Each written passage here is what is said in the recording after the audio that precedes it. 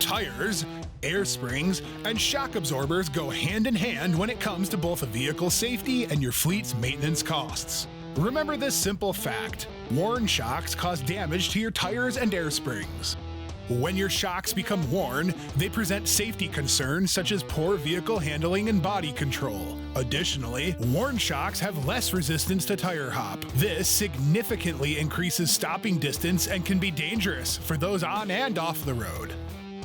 Worn shocks also cause expensive tire damage such as cupping. Cupped tires display as uneven tire wear on the tire treads due to wheel bounce from worn shocks. Be advised, pairing new tires with worn shock absorbers will continue to cause tire cupping almost immediately on your brand new tires. Trying to save money will ultimately cost you more in the long run because your tires won't last as long with worn shocks.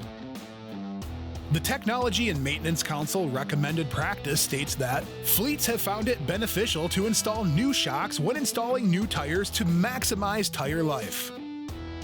Gabriel also recommends replacing your shocks when replacing your air springs. Why?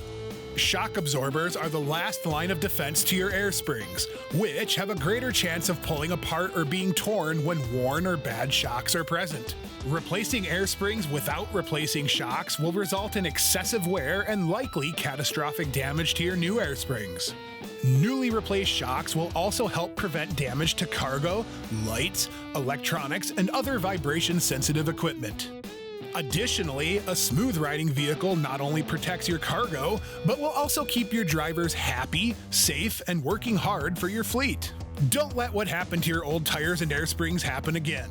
When replacing your tires and air springs, make sure to also replace your worn shock absorbers with Gabriel heavy-duty commercial vehicle shocks.